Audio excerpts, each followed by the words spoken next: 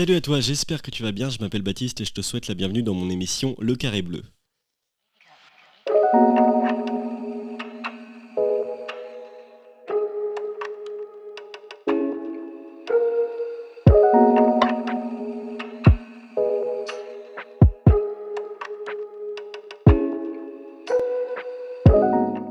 Ça y est, déjà 3 semaines sans réseaux sociaux, ça commence à faire, c'est normalement le moment où l'habitude doit s'ancrer et je sens qu'elle est ancrée justement.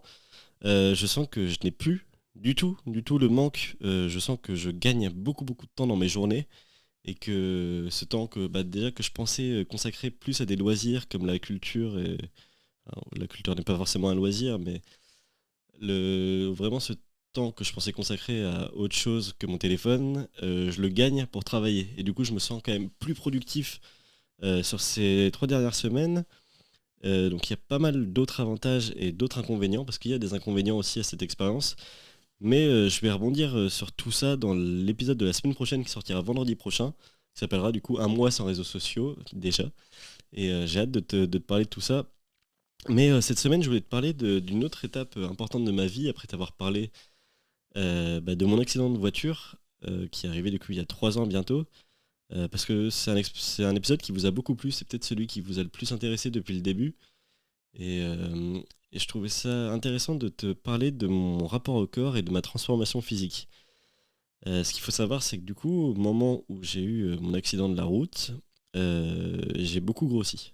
J'ai beaucoup grossi alors que j'ai toujours été un garçon plutôt, plutôt maigre. J'ai quand même été, quand j'étais petit, euh, déjà assez moqué par rapport à ma corpulence parce que j'étais tout fin. Enfin, j'arrivais à prendre du poids, mais le fait d'être tout petit, parce que j'ai quand même eu des problèmes de croissance. Enfin, je viens d'une famille de petits. Aujourd'hui, je suis très petit quand même. Je suis 1,66 m et les gens s'en rendent pas vraiment compte. J'ai l'impression que quand les gens me voient en vrai, quand c'est des gens que je connais pas, qu'on a déjà discuté avant sur les réseaux sociaux, ou enfin, à l'époque, quand on discutait sur les réseaux, j'ai l'impression que les gens me voient plus grand que ça. Alors qu'en fait, je fais 1,66 m, ce qui est petit pour un homme.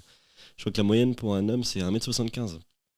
Donc voilà, et je pense que ma croissance est finie, peut-être que je prendrai quelques centimètres, mais ça m'étonnerait. Mais du coup, j'étais très fin jusqu'à l'époque du collège. Et puis après, j'ai quand même commencé à grossir un petit peu, mais c'était très raisonnable. Et, euh, et puis, je faisais vraiment pas attention à ce que je mangeais. Dans cet épisode, je vais aussi te parler beaucoup d'alimentation, parce qu'aujourd'hui, c'est peut-être ce qui me tient le plus à cœur dans ma vie, c'est de faire attention à ce que je mange. Et que c'est à partir du moment où j'ai commencé à faire ça que tout ce qui est positif aujourd'hui est arrivé, quoi. Et du coup, après cet accident de voiture, donc en juin 2018, j'ai été plâtré, comme tu avais vu sur les photos, ou comme je t'avais raconté dans l'épisode de la semaine 1. Et j'ai été immobilisé pendant des mois. Et puis il y a eu la rééducation, le kiné, tout ça. Donc ça fait que j'ai été très statique et que j'ai beaucoup grossi. Et je faisais du coup, en arrivant sur Angers en 2018, septembre 2018, je faisais 75 kilos pour 1,64 m, je pense, à l'époque. Donc autant te dire que j'étais plutôt fort. J'étais très mal dans ma peau, très mal dans ma peau. Et, euh, et voilà, là, j'avais un physique qui me plaisait pas, sachant que je le redis encore une fois parce que je trouve ça important de le préciser. Pour moi, on ne se limite absolument pas à un physique. Qu'on soit une personne qui se considère comme trop forte ou trop maigre, voilà, ça fait partie de nous. Et moi, je me suis mis en tête, j'ai été très influencé par les canaux de beauté à l'époque. Mais voilà, si j'avais regardé ce physique-là, voilà, j'aurais pu vivre quand même, j'aurais été le même humain. Et je crois que le plus important, ce n'est pas le corps, c'est de se sentir bien dedans. Donc, si on a des kilos en trop ou en moins par rapport à ce qui est considéré comme beau physiquement aujourd'hui dans la société, c'est pas grave. Enfin, vraiment, je trouve qu'on s'en fout. Et voilà, moi j'en suis arrivé à un point où j'étais très très mal dans mon corps. Très mal dans mon corps parce que j'ai été très sportif quand j'étais plus jeune. Déjà j'ai fait du scoutisme, où on était tout le temps en extérieur. J'ai fait du football, 7 ans de football quand même, du tennis, et puis pareil, enfin, vraiment je commençais la course à pied, etc. Et je sentais en fait que je ne suivais plus. Je pouvais pas du tout faire un effort physique. Et je me voyais grossir physiquement. En fait, je sentais qu'avant, là où j'avais un peu de bide, ça commençait à devenir vraiment un ventre. En fait, un ventre. Je commençais à avoir une poitrine plus flasque, tout ça. C'est une époque où j'étais vraiment, du coup, pas bien, pas bien mentalement. Et ça m'aidait pas, quoi. Ça ne contribuait pas du tout euh, à avoir confiance en moi. Et comme je l'ai expliqué dans l'épisode de la semaine 1, le fait d'être immobilisé pendant aussi longtemps, ça m'a permis de savoir ce que je voulais par la suite. Et ça a été un déclic pour moi. Et j'ai commencé à faire attention à ce que je mangeais. Parce qu'il faut savoir qu'à l'époque, déjà je déjeunais. Et j'ai un gros problème aujourd'hui avec le déjeuner. Je fais le jeûne intermittent depuis maintenant 2 ans et demi. Et je pense que je ferai un épisode sur le jeûne parce que c'est un sujet super intéressant. Et aujourd'hui, je fais des jeûnes 24 heures, un jour sur deux. C'est-à-dire qu'un jour sur deux, je ne mange pas de 20 heures à 20 heures le lendemain. Mais du coup, à l'époque, je ne jeûnais pas et je déjeunais beaucoup. Et pour moi, le petit déjeuner, aujourd'hui, on n'en a plus besoin. On peut avoir besoin de boire le matin, que ce soit du café, du thé. Mais pour ce qui est alimentaire, c'est quelque chose dont on peut se passer si on se nourrit bien le reste de la journée. Et alors je sais que là, les sceptiques vont me dire, mais oui, mais moi si je prends pas de petit déjeuner à 10 heures, je suis en hypoglycémie, etc. C'est quelque chose qu'on peut changer. Autant qu'à l'époque, quand on bossait dans les champs ou même quand on avait un travail très physique, qu'on parte, qu'on prenne, je sais pas, une tartine du saucisson, du pain à 5 heures du mat et qu'on aille bosser pour aller dans les champs, je trouve ça totalement normal parce que le corps a besoin de ces apports-là. Autant aujourd'hui, si on va en cours, si on va s'asseoir sur une chaise, en fait, le fait de déjeuner, c'est juste une digestion plus compliquée par la suite. Et voilà. Et du coup, bah, pour moi, c'est surtout le petit déjeuner, c'est vraiment lié au capitalisme. Notamment en fait, le problème, c'est pas le petit déjeuner en soi, c'est ce qu'on déjeune, c'est ce qu'on petit déjeune. Et pendant toute la période où j'étais au collège-lycée, mon déjeuner, c'était des tartines de Nutella, c'était un bol de céréales Kellogg's. Et en fait, je mangeais vraiment des trucs dont je voyais des pubs. Et je commençais ma journée avec beaucoup trop de sucre. En fait, ouais, dès 8 heures le matin, j'avais ma dose de sucre quotidienne. Et aujourd'hui, je ne sucre plus rien, je ne sale plus rien. Mais du coup, à ce moment-là de ma vie, l'apport en termes de glucides, etc., était supra important dès très tôt dans la journée. Donc voilà, tartine de chocolat. Il y avait aussi le goûter. Et puis voilà, vous savez, quand on est au collège, moi, je prenais beaucoup de bonbons, beaucoup de viennoiseries. À l'époque, j'avais d'ailleurs beaucoup de caries. Enfin, je me rendais pas compte du tout en fait de la gravité de ce que je mangeais et de l'impact que ça avait sur mon corps. Au moment où j'ai été immobilisé, je continuais de manger comme ça. Et du coup, je suis passé de 65 à... J'ai pris 10 kilos en 3 mois, quoi. Et je ne me supportais plus. Pour être très honnête avec vous, je n'arrivais pas à me regarder. Sachant que j'allais arriver dans une nouvelle ville, sachant que j'avais aussi des potes qui étaient pas du tout en surpoids, en fait, à l'époque. Parce que je me considérais pas comme obèse, mais j'étais vraiment en réel surpoids. Je vous mettrai une photo à la fin, enfin dans le podcast de ma transformation, parce que je vais y venir après. Mais voilà, j'avais quand même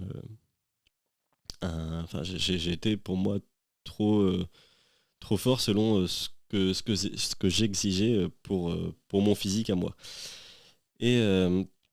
Et du coup, en sortant de cet accident, dès que j'ai commencé à pouvoir remarcher, à pouvoir recourir, ce que j'attendais le plus c'était recourir, j'ai décidé d'enlever tout le sucre. en fait, de supprimer le sucre et le sel de mon alimentation.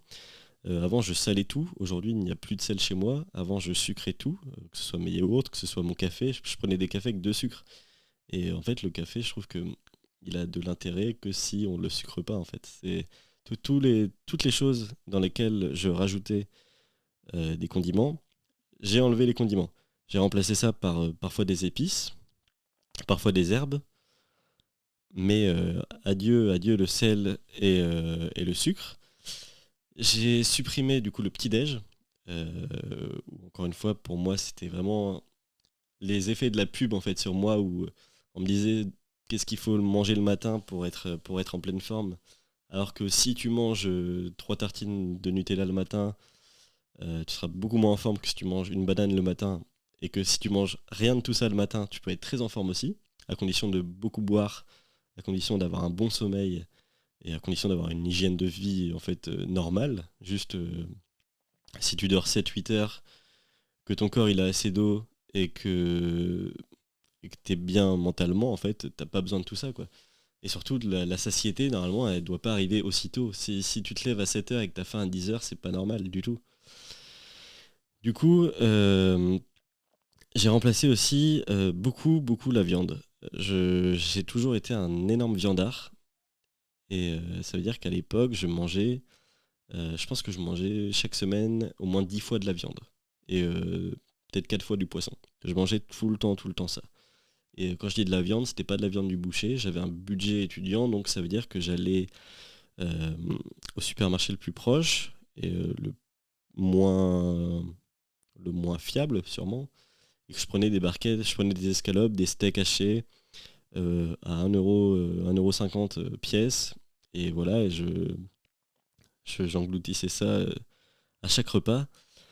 Et puis, euh, et puis voilà, quoi, c'est pas sain. Je reviendrai sur mon rapport à la viande. Aujourd'hui, je suis flexitarien. Et je pense que je détaillerai un peu plus le fait de pourquoi je mange quasiment plus de viande et quasiment plus de poisson aujourd'hui. Où vraiment, quand j'en consomme, c'est des événements. Enfin, c'est un événement pour moi. Mais voilà, j'étais vraiment. Dans ma tête, la viande, c'était la protéine, la seule source de protéines. Et, euh, et c'était pas la vérité, quoi, parce qu'il y a plein de protéines qui peuvent remplacer la viande. Donc, j'ai réduit la viande, j'ai réduit le poisson, j'ai réduit le sucre, j'ai remplacé ça par des légumes, beaucoup. Je mange toujours beaucoup de lentilles, beaucoup de brocolis, beaucoup de carottes, beaucoup de courgettes, de concombres et de patates douces. Enfin, tous ces légumes, ces féculents, ces légumineuses. Là, c'est quelque chose qu'aujourd'hui j'ai appris à aimer et qu'on a tendance à juger, même les épinards. Et, quand j'étais petit, les épinards, c'est dégueulasse. Je veux bien des frites, je veux bien du poulet, mais je veux pas d'épinards. Parce que les épinards, c'est vert, l'aspect est pas beau. Les betteraves, c'est pareil, etc. Si tu cuisines bien une betterave, si tu cuisines bien les épinards, c'est excellent.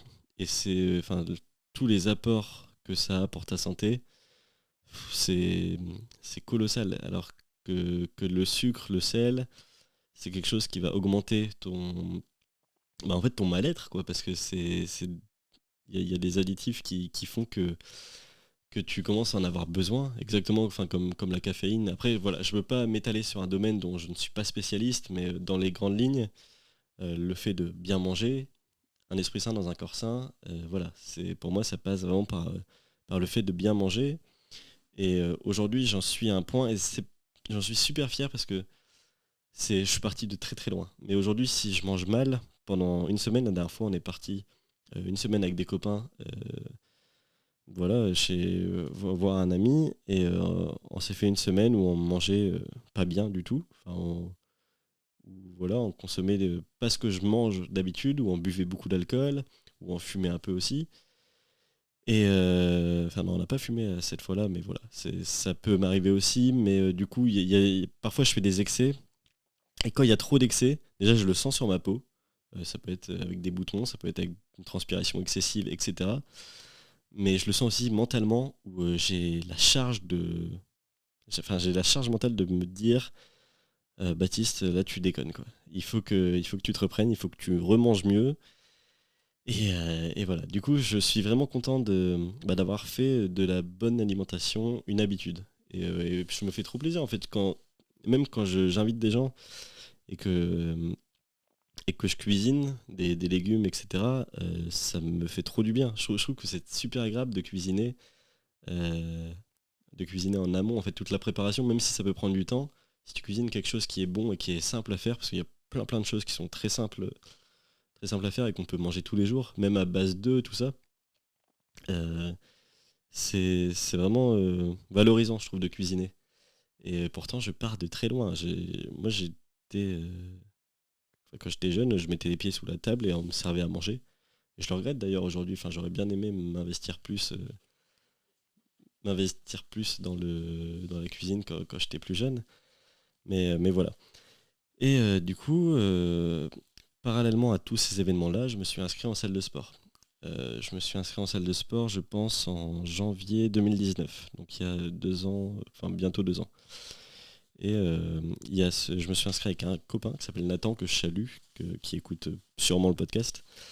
Et il y a ce truc où quand tu arrives en salle de sport, tu ne comprends rien. Euh, pour toi, la salle, c'est quelque chose de... Enfin, pour les gros bourrins, je trouve. Moi, à l'époque, je voyais ça un peu comme ça. Enfin, le culturisme, c'était... en mode, je vais être très beau physiquement, mais ça ne m'apporte rien sportivement. Et voilà. Et, euh, et j'ai appris, en fait, à aimer la salle en y allant 3 fois par semaine. Et en voyant des résultats, au bout de 3 semaines déjà, j'ai vu des résultats. J'ai commencé à perdre tous mes kilos d'un coup. Et c'était vraiment une expérience que j'ai adoré vivre et enfin, j'ai hâte de me réinscrire en fait dans les salles. C'est peut-être ce qui m'a le plus manqué avec le confinement, etc. Parce que le fait de se déplacer à un lieu enfin, qui te fait du bien. Et j'ai le même rapport par exemple aux églises ou au cinéma. Je trouve ça super attrayant en fait quand c'est extérieur au domicile, de se rendre du coup quelque part. Je trouve ça vraiment intéressant. Et c'est pour ça qu'aujourd'hui, les salles de sport me manquent beaucoup. Et dès que j'ai commencé à apprendre comment marcher les machines, comment concilier l'alimentation, le sport, le repos, parce que le repos est super enfin, essentiel en fait. C'est limite plus important que tout le reste. Et ben j'ai commencé à fondre physiquement. Et je suis passé du coup de 75 kilos en septembre 2018 à 59 kilos à peu près en janvier 2020. Donc voilà, j'ai perdu 15 kilos à peu près. Et voilà, il y aura une photo juste ici, je pense, sur le podcast si vous voulez voir. Mais c'était vraiment une expérience qui m'a fait beaucoup grandir aussi. Et le fait d'être mieux dans mon corps, d'être mieux physiquement, et surtout de développer ce rapport au sport où aujourd'hui, si je fais pas de sport, pardon, je me sens anxieux. Et je trouve que c'est sain quoi. En fait, c'est sain d'avoir besoin du sport. Il y a parfois où j'en ai eu trop besoin et où du coup l'excès n'était pas bon non plus. Et c'est d'ailleurs pour ça que je me suis blessé. Enfin, ce que je vous raconte dans l'épisode 1 encore une fois. Mais, euh, mais aujourd'hui ça fait partie de ma vie et c'est juste ça s'est fait à base d'habitude quoi. Et du coup je suis vraiment content de ça. Et je vous recommande en fait de vous intéresser. Déjà, il y a pas mal de documentaires très intéressants, moi, qui m'ont fait beaucoup réagir à l'époque, euh, sur l'alimentation et sur le sport. Il y a notamment The Game Changer sur Netflix, qui à l'époque m'avait beaucoup aidé. Et puis il y a surtout des super créateurs de contenu. Je pense à Elio, du coup, qui écoute le podcast, qui m'a beaucoup motivé à l'époque à travers ses vidéos, à Eric Flag, Arthur Moza, Avner, tous ces youtubeurs-là qui font un travail très sain et, et où c'est vraiment, je trouve, très intéressant à regarder, à écouter et c'est super instructif, quoi. Et du coup, je crois qu'aujourd'hui, en fait, c'est vraiment important de se poser toutes les questions. C'est encore une fois pas une obligation de manger comme on nous dit de manger, de faire du sport comme on essaye de nous faire du sport. En fait, voilà, chacun fait comme il veut avec son corps. C'est le choix, enfin, le libre arbitre fait que on a le choix de décider de ce qu'on fait, de sa santé. Mais moi, je me dis que là où je faisais tout ça pour de l'esthétisme au début, pour perdre du poids. Aujourd'hui, c'est quelque chose où je sais que mon cœur, pour reprendre une métaphore de Dean Burbigo que j'avais vue dans l'émission Le Code de Mehdi Maizi, je crois que ça s'appelle comme ça. Euh, Dean Burbigo, qui est un artiste que j'aime beaucoup, et qui disait que lui, son corps, il avait pas mal consumé quand il était plus jeune, en fumant, en buvant de l'alcool, etc. Et aujourd'hui, il le considère comme son vaisseau, et le vaisseau, si t'en prends soin, il t'emmène plus loin. Et voilà, je sais pas jusqu'à quel âge je vivrai, je sais pas jusqu'à quel âge je pourrais faire du sport, mais je me dis que si je prends soin de tout mon corps aujourd'hui, de mon être, euh, et ben c'est vraiment la meilleure démarche que je peux faire pour aller le plus loin possible avec lui, quoi, et pour pas vieillir, pour moins vieillir, parce qu'on vieillit forcément un jour, pour avoir plus de cardio. J'adore le fait d'aller courir et de pas être essoufflé, de pouvoir faire des. Enfin, je sais que je peux courir des semi-marathons sans trop de problèmes. Ça fait un peu condescendant. Je suis désolé là, j'ai vraiment l'impression de m'en vanter, et c'est pas le cas. Mais ce que je veux dire, c'est que juste le rapport au corps, je trouve que il doit être pris en considération par tout le monde, en fait. Pour moi, ça devrait être une nécessité, parce que le rapport au physique et le rapport au corps, c'est quelque chose de très différent. Mais si à 20 ans on est essoufflé au moindre effort physique, euh, pour moi c'est inquiétant, parce que ça veut dire que c'est un corps qu'on va continuer à... en fait, on va continuer à vivre avec ce corps. Et le corps, c'est l'enveloppe de l'âme, encore une fois. Et du coup, si ce corps-là, ça devient un boulet, une pierre qu'on traîne au pied, bah, je- sachant qu'il est modulable, qu'on peut, si on bosse, si on mange mieux, etc., on peut redonner à son corps des sensations, plus de... Le fait de moins ressentir l'effort physique, je trouve ça vraiment intéressant de commencer à s'y intéresser. Et du coup, je vous mettrai pas mal de livres et de documentaires qui m'ont fait changer d'avis. Et je vous parlerai très prochainement, je pense, de mon rapport à l'alimentation, de ce que je mange au quotidien, de comment je fonctionne, et puis surtout de la viande et du poisson que j'ai décidé quasiment d'arrêter. C'est cet épisode, du coup, qui parle beaucoup du rapport au physique, va s'intéresser aussi au rapport à l'esprit. Et parce que conjointement à tout ce processus physique-là, j'ai commencé la méditation à peu près au même moment. Et aujourd'hui, ça fait bientôt 2 ans que je médite activement. Et je trouve ça, c'est peut-être ce qui m'a le plus apporté. Il y a quand même dans la méditation le phénomène, le phénomène de méditer, de la méditation, comme le développement personnel, c'est quelque chose qui est à la mode. Il faut se dire qu'aujourd'hui, quelqu'un qui prend soin de lui, on a l'impression qu'il le fait parce qu'on lui a dit, parce qu'on lui a vendu les bienfaits du fait de prendre soin de soi. Et moi, je suis tombé là-dedans exactement de cette manière-là, en tombant sur des mecs qui vendaient en fait les bienfaits de la méditation. J'ai essayé, et en fait, ça marchait pas. Au début, quand j'ai médité, je n'arrivais pas du tout à accrocher. J'aimais pas faire ça. Déjà, c'était pas un plaisir. Et, euh, et puis surtout, en fait, je ressentais rien. Je crois qu'il y a beaucoup de personnes aujourd'hui. Enfin, quand j'en parle avec des potes, parce que j'essaye, moi, de faire un peu ma propagande de la méditation, des bienfaits que ça m'a apporté, etc. Même chez ma famille, hein, ma famille y croit pas forcément. Mais juste la sophrologie, le fait de se concentrer sur sa respiration et de ne pas s'identifier aux pensées, c'est en fait c'est la clé de l'être, enfin de la déconnexion à l'être, tout simplement.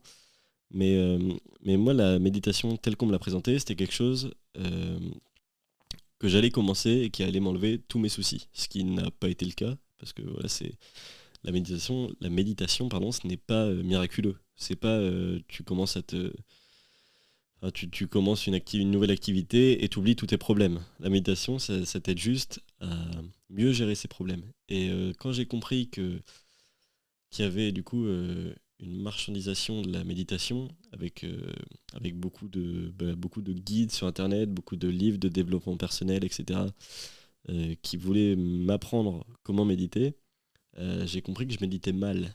Et que, en fait, c'est en m'éloignant de tout ça et en essayant de méditer par moi-même, juste en regardant la forme la plus simple de méditation et en lisant des livres bien plus anciens ou alors bien plus fournis en fait en termes d'information et plus simple, tout simple parce que la méditation c'est peut-être la pratique la plus simple au monde. C'est j'inspire, j'expire et ça va pas plus loin que ça en fait. Et du coup, ce truc de se concentrer sur sa respiration, de fermer les yeux, de le faire 10 minutes, 20 minutes par jour, c'est quelque chose aujourd'hui que j'ai ancré dans ma routine.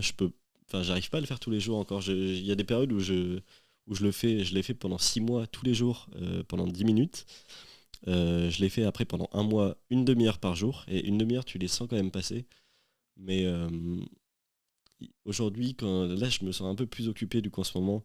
Et je sais que j'arrive, je pense, sur les 7 jours de la semaine, j'arrive à méditer 5 fois. Et j'aimerais bien reprendre du coup le rythme que j'avais avant. Mais je crois que la méditation, elle ne fait, elle a effet que sur le long terme. Et tu n'auras pas de résultat si tu commences à méditer pendant 3 jours et que tu arrêtes. C'est comme tout. Il faut de la discipline, il faut de la rigueur. Et il faut apprendre à méditer, il faut apprendre à se connaître. Parce que comme beaucoup de personnes, je pense que je pense énormément. J'ai toujours une voix dans ma tête. Et au début, en fait, je commençais à méditer, je regardais des vidéos comment méditer, ça marchait pas, je me décourageais, j'arrêtais de méditer, et du coup, je continuais à être aussi stressé qu'avant. Et puis, un jour, du coup, j'ai enlevé toutes ces vidéos, et en fait, je sais pas pourquoi, d'un coup, je me suis mis à méditer seul. Je me suis assis, euh, et voilà, je me suis juste concentré sur moi-même, j'ai fermé les yeux 10 minutes, sans musique, parce qu'il y a aussi beaucoup de personnes qui mettent de la musique pour méditer. Je comprends que ça aide.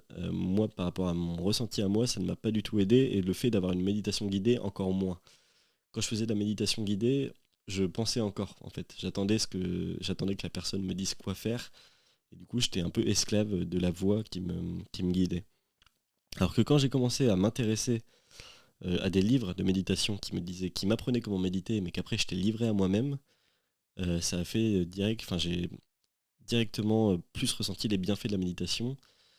Et, euh, et du coup, j'ai commencé vraiment à méditer un quart d'heure. Je méditais un quart d'heure par jour et c'est à peu près le temps que je prends encore chaque jour aujourd'hui. Où juste, je médite sans rien, je me réveille, je prends une douche, je m'habille, je m'assois, je médite un quart d'heure. Donc, j'essaye de me concentrer sur le souffle. Toutes les méditations ne sont pas bonnes à prendre. Parfois, on ne sent pas les bienfaits. Parfois, on est totalement transporté et c'est très très agréable. Mais c'est surtout la clé c'est de pas lâcher quoi. Même si parfois on saute des jours, c'est le fait de reprendre la méditation, d'avoir la bonne position, d'être bien droit, et puis de ne pas se juger. C'est un peu comme dans tout, faut pas se juger, faut se faire confiance, faut s'écouter. Et la respiration, ça rend tout de suite plus calme. Et j'expliquais d'ailleurs, je sais pas si j'en ai déjà parlé dans ce podcast, je ne crois pas, mais j'étais très très colérique à une période de ma vie où je prenais tout mal et où je me vexais et où j'étais pas d'accord quand quelqu'un n'était pas d'accord avec moi. Pour moi, il avait tort et j'avais tellement d'ego, tellement de fierté que, euh, que je ne supportais pas avoir tort. Et en fait, la méditation, ce que ça m'a appris, c'est déjà à être plus calme et surtout à me désidentifier à l'ego, à mon ego, et qui avait. Je pense qu'aujourd'hui, quand même, on est dans une époque où il y a beaucoup de personnes qui disent avoir de la personnalité sans en avoir vraiment. Et en fait, le fait d'avoir une forte personnalité, d'être quelqu'un qui gueule, qui est colérique, ça fait qu'on se sent un peu plus imposant en société. Et pour moi, c'est faux. Je trouve que quelqu'un qui est calme, quelqu'un qui s'exprime, qui prend son temps pour s'exprimer, qui est informatif, plutôt que de déballer une tonne d'informations à la seconde en me criant à un mètre du visage, je trouve que cette personne est bien plus imposante que la personne qui va s'inventer une colère, une personnalité colérique et qui va perdre son sang-froid. Et avant, j'étais cette personne colérique qui perdait son sang-froid pour rien du tout et pour montrer que j'avais du coup, enfin, je sais pas pourquoi je faisais ça, mais j'ai l'impression qu'il y a, même dans mon entourage, il y a beaucoup de personnes qui s'énervent pour un rien. Parfois, j'ai l'impression qu'ils s'énervent pour les autres, pour montrer qu'ils en ont dans le ventre ou dans les tripes. Et moi, en fait, je vois plus ça comme de la faiblesse aujourd'hui. et du mal-être. Et du coup, bah, le fait de me désendi... Ah ouais, je n'arrive pas à le dire. Le fait en fait d'oublier l'ego, ça m'a appris à être plus calme, à écouter plus l'autre et à surtout ne jamais être dans le jugement en fait de ce qu'on me dit. Je suis toujours le premier à contester les avis des autres. Et je pense que le débat, c'est l'objet le plus important d'une démocratie. Et si on perd le débat, on a tout perdu. Et d'ailleurs, je reviendrai aussi sur le débat parce que je n'arrive plus à débattre autour de moi.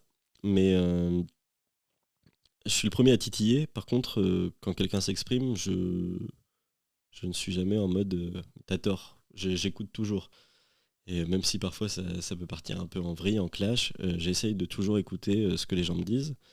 Et la méditation, du coup, m'a appris à vraiment me calmer, quoi. Ça m'a apporté beaucoup de sagesse. Et même en soirée, tout ça, je sens qu'avant, j'étais plus foufou. Du coup, il y avait aussi bah, ce côté... Enfin, il y a ce côté où je suis plus spectateur. C'est agréable pour moi, mais je sais on me le reproche, en fait. On me reproche parfois de vivre le moment présent, mais de le vivre très calmement, d'être paisible. Et avant, j'étais assez agité, je faisais pas mal le con. Et je le fais de moins en moins en vieillissant, en grandissant. Et du coup, bah, je sais que ça, c'est quelque chose qui gêne un peu les autres. Après, je m'en fiche que ça gêne les autres, parce que si moi, je suis bien dans le moment présent, euh, tant mieux pour moi, quoi. Enfin, je vis pour moi, je vis pas pour quelqu'un d'autre. Après, voilà, c'est globalement la méditation, c'est que du positif. Ça m'a apporté que du positif. Ça m'a appris aussi bah, que si j'arrêtais, je perdais tout. Et puis ça m'a reconnecté à l'être et ça m'a fait prendre confiance en moi. Et du coup, le fait que tout soit arrivé en même temps, c'est ça qui m'a permis de ne plus avoir peur du regard des autres, ou en tout cas beaucoup moins, de créer, enfin, de parler à l'oral en étant beaucoup plus libéré, et puis ouais, de jamais avoir de poids et de me faire confiance, quoi. Et je trouve que se faire confiance, c'est primordial. Et c'est pour ça que je le répète encore et encore, mais si aujourd'hui tu as une passion, tu as un rêve, et que voilà, tu as du talent ou tu as l'envie de faire quelque chose, que ce soit un métier, que ce soit une activité manuelle, que ce soit dans une relation, dans tout, crois-y dur comme fer, te laisse pas, peu importe ce que les gens te disent, ne te laisse pas faire et ne prends pas en compte leur avis, enfin prends en compte ton avis avant le leur. Parce que c'est toi qui es concerné par tout ça, par tes rêves, par tes envies. Et si tu donnes tout, pour moi, ça marchera. C'est voilà, j'aime pas du tout la méritocratie. C'est pas quelque chose qui m'intéresse. C'est pas quelque chose que je recherche et que je tolère. Mais par contre, je pense que rien n'est dû au hasard et que si on continue d'y croire, si on est discipliné sur le long terme, pour moi, il y aura pas forcément les résultats escomptés, mais il y aura des résultats. Et c'est en ayant des résultats, peu importe leur nature, qu'on progresse et qu'on devient quelqu'un de meilleur et quelqu'un de plus sain par rapport à nous-mêmes, puis par rapport aux autres. Alors maintenant, je voulais du coup te parler de quelques livres qui ont changé ma vie en termes de développement personnel. Voilà, j'ai eu l'impression sur les 2 premiers épisodes que l'aspect culturel avait été un peu balayé et c'est quelque chose que j'ai envie vraiment enfin, sur lequel j'ai envie d'insister dans le podcast. Et là, le fait d'être dans ma chambre d'enfant chez mes parents, ça fait que j'ai pas mal de ressources culturelles autour de moi. Et du coup, je te parlais déjà dans l'épisode précédent du livre de Yann Dalalio, Une Rolex à 50 ans, A-t-on le droit de rater sa vie, qui est un livre excellent. Et donc, je vais te lire le synopsis, je vais te lire les synopsis ça s'appelle pas un synopsis, mais voilà, le résumé de chaque livre. Les signes extérieurs de richesse signifient-ils vraiment que nous avons réussi notre vie? L'homme est-il un animal bling-bling, désertant les voies du succès mondain? L'auteur de ce livre défend avec brio la vie de Traviole. Et je crois qu'aujourd'hui, il faut juste qu'on accepte de se tromper, il faut qu'on accepte son passé. Pendant très longtemps, j'étais en mode ce que j'ai fait avant, c'était nul. Et aujourd'hui, je me rends compte que si je n'avais pas été comme je l'ai été avant, si j'avais pas douté, si j'avais pas fait de bêtises, que ce soit dans mon orientation, dans mes relations, etc., et ben je ne serais pas ce que je suis aujourd'hui. Donc je crois qu'il faut accepter le processus, il faut accepter son parcours, Une fois qu'on a compris ça, on avance, et une fois qu'on avance, c'est parti, quoi. Après, du coup, évidemment, le pouvoir du moment présent.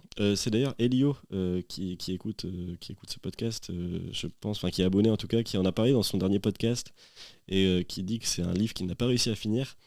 Moi, je suis allé jusqu'au bout et je trouve que c'est vraiment le livre phare du développement personnel, donc de Maître Eckhart Tolle. Et, et c'est un livre qui est vraiment dérangeant, qui fait changer beaucoup de choses en fait chez les gens. Et moi, je sais que c'est un de mes meilleurs amis qui s'appelle Antoine, qui m'a conseillé ce livre. Et lui, je sais que ça l'a beaucoup, beaucoup apaisé. Et au moment où je l'ai lu, ça m'a fait le même effet parce que euh, le livre, qui est accompagné d'ailleurs d'un volume 2 qui s'appelle Mettre en pratique le pouvoir du moment présent, où du coup ça explique des méditations. Et quand je parlais des livres qui expliquaient les méditations au début de l'épisode, c'est typiquement de celui-là dont je parle. En fait, c'est un livre où l'histoire peut paraître grandiose et surfaite, parce que du coup, Maître Eckhart explique que ça lui est tombé dessus une nuit et qu'après tout a changé, en fait, et qu'aujourd'hui, son plaisir dans la vie, c'est de s'asseoir sur un banc, de savourer le moment présent et de ne plus, de ne plus ressentir de tristesse, d'être connecté à son être et à l'instant. Et voilà, ça peut paraître un peu trop parfois, mais c'est tellement bien écrit et c'est vraiment le genre de livre qui change une vie, quoi. Donc je trouvais ça intéressant de vous le présenter. Et du coup, je m'étais aussi acheté Le jour où je me suis aimé pour de vrai. Donc je sais que ça fait un livre un peu, voilà, encore une fois, c'est un peu le cliché du développement perso. Ouais, je vais lire ce truc et après ça va aller beaucoup mieux. C'est pas le cas, mais c'est toujours des très bons conseils. Et Serge Marquis, c'est le monsieur du coup qui fait la conférence sur le stress, qui s'appelle On est foutu, on pense trop. Et c'est un monsieur que j'admire énormément. Et du coup, le jour où je me suis aimé pour de vrai, ça m'a apporté quand même pas mal de connaissances. Et puis, je vous conseille aussi. Du coup, je crois que le livre s'appelle Comme la conférence On est foutu, on pense trop de Serge Marquis, où sur la couverture, c'est un hamster qui tourne dans une roue. Et je vous conseille à fond ce livre et tout ce qu'a fait ce monsieur en général. Guy Finlay, en fait, c'est le premier livre de développement perso que j'ai lu. Lâcher prise, la clé de la transformation intérieure. Pendant longtemps, je me suis demandé comment lâcher prise. Et je me suis rendu compte il n'y a pas longtemps qu'en fait, c'est en me demandant comment lâcher prise que c'est parce que je me demandais comment lâcher prise que je n'arrivais pas à lâcher prise. Et Lâcher prise, c'est un livre très métaphorique. Et vous vous rendrez compte, si vous commencez à vous intéresser au développement perso, à la méditation, etc., si vous lisez, que beaucoup, beaucoup des bouquins répètent en fait ce qu'a fait Maître Eckhart. Donc Le pouvoir du moment présent, c'est le livre de méditation par excellence, c'est la référence dans le monde entier. C'est un livre qui s'est écoulé énormément d'exemplaires, comme les 4 accords Toltec. Et vous vous rendrez compte que tous ces livres-là répètent un peu la même chose, tous ces livres dérivés, mais que parfois, en fait, vu que c'est lié au vécu de chaque auteur, ça donne des clés différentes et c'est pour ça que je trouve ça intéressant de les lire. Après, voilà, faut essayer de trouver des personnes qui en parlent très simplement. En fait, dès que ça devient complexe, dès que ça devient plus la propagande d'un mouvement de vie, enfin, dès que vraiment ça devient le culte de la méditation, pour moi, c'est dangereux. Par contre, dès que ça promeut la simplicité de la discipline, c'est génial. Et puis après, j'avais deux bouquins du coup que j'avais lus l'an dernier pendant le confinement et qui m'ont beaucoup marqué. Le meilleur des mondes d'Aldous Huxley, qui est un livre que, que j'ai pas aimé, pour être très honnête avec vous, mais que je trouve super intéressant. J'ai pas aimé la manière dont il est écrit, mais par contre, l'idée derrière, donc c'est une dystopie en fait en fait qui vend l'image d'une société où chaque habitant naît avec un casque qui lui répète des formules, etc. Et où du coup chacun est conditionné dès sa naissance et n'a pas le pouvoir de se réveiller, tout simplement, de s'élever contre les administrations. Et, euh, et du coup, chaque soir, chaque habitant prend une drogue qui s'appelle le soma. Et du coup, ça vient de là la chanson Soma de This is la peste. dont j'ai parlé dans l'épisode 1. Euh, et en fait, ça montre en fait comment on se fait berner, comment tout ce qu'on a aujourd'hui. Je prends l'exemple des réseaux sociaux, mais ça peut être les sites de rencontres, etc. Tous ces trucs, c'est des somas en fait qu'on consomme tous les jours de notre plein gré. Et c'est des choses qui nous endorment, qui nous permettent de moins en moins de réagir parce qu'on est acteur de tout ça. Et, euh, et du coup, le meilleur des mondes, c'est un livre qui est quand même plus qu'intéressant et ça a été écrit, je crois, en sortie de guerre, mais c'est de plus en plus actuel et ça fait vraiment flipper. Et je pense que j'ai pas aimé le livre, déjà pour la manière dont il est rédigé, et puis aussi parce qu'il m'a dérangé, quoi, tout simplement. C'est un livre vraiment qui fait flipper, quoi. Et ça fait penser un peu à Bienvenue à Gattaca, tout ça, tous ces livres-là. Et ça montre un peu l'humain parfait, tel qu'on aimerait nous le vendre. Donc, encore une fois, l'humain qui est très bien physiquement, qui a des très bons goûts, qui est cultivé. Mais ce livre montre aussi que les défauts, c'est important, que le fait de ne pas penser comme les autres, c'est merveilleux, et que si on est différent, bah, faut cultiver sa différence plutôt que d'aller que d'aller vers la normalité, quoi, tout simplement. Et puis, Frantz Fanon, Peau noire, masque blanc. Frantz Fanon, c'est du coup un homme qui est né à Fort-de-France et qui a été médecin et philosophe pardon, dans sa vie et psychologue aussi. Et c'est un livre en fait sur le colonialisme, l'impact du colonialisme sur les personnes blanches et sur les personnes noires. Et c'est super intéressant. J'aimerais bien le relire. Ma sœur m'a offert une BD sur cet auteur à Noël que j'avais commencé.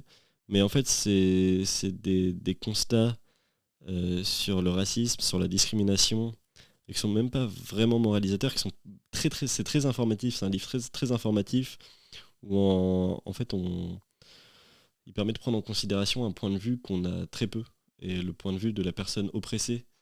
Mais à l'époque, parce qu'aujourd'hui on entend beaucoup l'oppressé, mais on n'entend pas trop son point de vue sur la personne qui l'oppresse, sur l'oppresseur. Et c'est ça que j'ai bien aimé dans ce livre, c'est que c'est déjà c'est très bien rédigé, ça parle, enfin, ça répond à toutes nos questions en fait, et toutes les questions qu'on n'avait pas en ouvrant le livre. Et du coup, j'ai vraiment beaucoup aimé le lire, et je pense que je le relirai volontiers à l'occasion.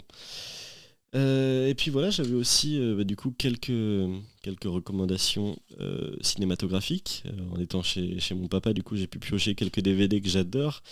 Le Cercle Rouge de Jean-Pierre Melville avec Alain Delon, André Bourvil, notamment, donc qui est un polar qui est pour moi le meilleur polar français, et, euh, et qui est un film enfin, si vous connaissez le cinéma de Melville, voilà, vous savez à quel point c'est peut-être le meilleur réalisateur de polar français de tous les temps. Et puis c'est une tension qui monte, et c'est aussi le fait, moi ce que j'aime bien, c'est le fait de voir Bourvil déjà dans un rôle très sérieux. Ça fait qu'on ne prend pas vraiment au sérieux, justement. Et il y a Yves Montand aussi, Yves Montand qui est un acteur magnifique. Et puis je sais pas, ça a tellement bien vieilli, l'enquête est tellement actuelle, et ça change un peu de tous ces polars d'aujourd'hui où c'est assez prévisible. Bon, évidemment, il y en a qui sortent du lot, mais, mais là, c'est vraiment un film d'évasion, le film d'évasion par excellence, et j'ai beaucoup aimé. J'ai vu, du coup, enfin, si vous avez suivi cette semaine les Oscars, vous avez vu que Chloé Zhao, qui a fait d'ailleurs l'excellent Rider qui est sorti en 2018, je crois, euh, a gagné l'Oscar de la meilleure réalisatrice. Ça, c'est génial aussi que ce soit une femme qui l'ait cette année. Elle a gagné cet Oscar-là, du coup, et puis son film No Man's Land, pardon, a gagné le prix du meilleur film, et Frances McDormand de la meilleure actrice. Et du coup, je voulais rebondir sur la filmographie de Frances McDormand en vous parlant de Fargo, le film des frères Cohen, qui est donc en fait, il y a la série qui est très connue, la série Fargo, qui reprend, je crois, la même histoire, mais le film est excellent. Et je crois qu'il est dispo, enfin qu'il est facilement trouvable sur Internet. Et c'est pareil, encore une fois, c'est une enquête policière, et c'est un des meilleurs films des frères Cohen, tout simplement. Et puis en fait j'avais beaucoup aimé déjà la mise en situation, le fait que les personnages principaux soient pas forcément crédibles, mais qu'on s'y attache, enfin qu'on s'attache à l'histoire très facilement. Et puis les décors, quoi, c'est vraiment. Je sais pas où se passe le film, à Minneapolis. Et je sais pas, l'image est juste exceptionnelle. C'est un polar dans la neige, etc. Et il y a des scènes vraiment, vraiment très intéressantes. Et puis, on va quand même parler de Martin Scorsese aussi. Avec New York, New York, qui est une comédie. C'est même pas une comédie musicale, mais du coup, c'est un film sur le jazz avec Robert De Niro. Donc, pour moi, meilleur acteur. Je crois que je le considère comme le meilleur acteur de tous les temps, De Niro. Et puis Lisa Minnelli, qui est aussi une très, très, très, très bonne actrice. Et c'est un des films de Scorsese qui est un peu méconnu, mais qui est très agréable à regarder, notamment pour sa bande originale. Le titre New York, New York est très très populaire. Et puis c'est aussi une histoire bah, d'émancipation de la femme, d'une femme qui a un mari très, très macho. Et en fait, on voit l'importance du succès dans un couple. Et ça me permet de rebondir sur un film que j'ai revu cette semaine, que vous connaissez, je pense tous, j'espère tous, La La Land. Et en fait, cette semaine, c'est la première fois que j'ai pleuré devant un film. C'est la première fois que j'ai vraiment été happé comme ça. Et ça contribue. Je reviendrai du coup la semaine prochaine là-dessus. Mais le fait de ne plus avoir mon portable, de ne plus avoir le rapport aux notifications et tout. Même quand j'allais au cinéma, j'avais toujours ce truc. Bah, après, il faut que j'en parle sur les réseaux sociaux, tout ça. Et là, le fait d'avoir. J'avais mon portable dans une autre pièce. J'ai regardé La La Land d'une traite avec mon coloc. Et je l'avais déjà vu, mais je l'avais vu en étant moins concentré, en étant plus dissipé. Et j'avais pas eu la chance de le voir au cinéma. Et là, je l'ai revu. Et le film a des défauts. C'est pas. Voilà, Ryan Gosling n'est pas Gene Kelly en termes de danse. Il y a pas mal de. Enfin, niveau chorégraphie, on a vu pour moi beaucoup mieux dans les années 30-40. Mais l'histoire d'amour est tellement belle et le message est. Enfin, je sais pas, c'est tellement réussi. Il y a certaines scènes juste qui te coupent le souffle. Il y a les références à La Fureur de vivre, qui est un de mes films préférés, donc avec James Dean, etc. Le planétarium, tout ça. Et puis la musique, quoi. La musique et la photographie, tu te prends juste une claque visuelle et sonore. Et j'ai regardé le film et ça m'a extrêmement ému. Et c'est très très rare que je sois ému au cinéma. Et je sais pas, pour moi, c'est un chef-d'œuvre d'interprétation. C'est un vrai chef-d'œuvre en fait. Et j'ai du mal à comprendre les détracteurs de ce film. Donc La La Land, vraiment un grand grand plaisir de revoir La La Land. Et voilà quoi. N'hésitez pas aussi à me faire vous vos recommandations culturelles. Et ça me permet d'ailleurs de clore cet épisode là-dessus en vous disant que je reçois beaucoup beaucoup de messages de votre part, beaucoup de longs mails et ça me fait trop plaisir. N'hésitez pas à continuer en fait à en envoyer. Parce que tout simplement, moi, ça me permet d'adapter le format. Donc, comme je l'expliquais cette semaine, je suis pas chez moi. Donc, ce sera peut-être un peu différent. Ce sera encore un épisode qui est pas cadré. Et vous m'avez fait d'ailleurs comme retour que le fait que ce soit pas cadré, c'est aussi agréable à écouter. Moi, c'est vrai que là, j'enregistre du coup devant une caméra, donc j'ai l'impression que c'est un peu fouillis.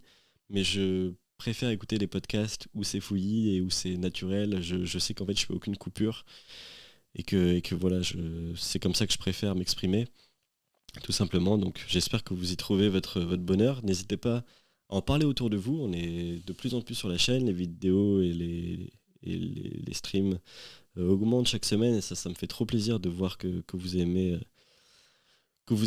l'interaction qu'on a tous les deux. Et enfin, moi et vous, du coup.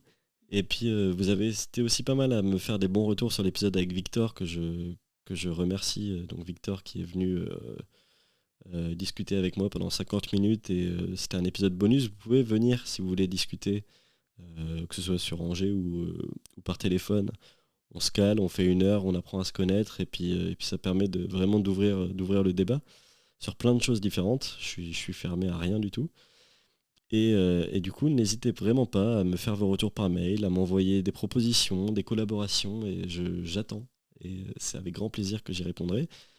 On se retrouve du coup la semaine prochaine pour le prochain épisode où je vous raconterai, je vous parlerai du coup de mes 1 mois sans réseaux sociaux et où je tirerai les premiers bilans de cette expérience qui sera définitive du coup encore une fois.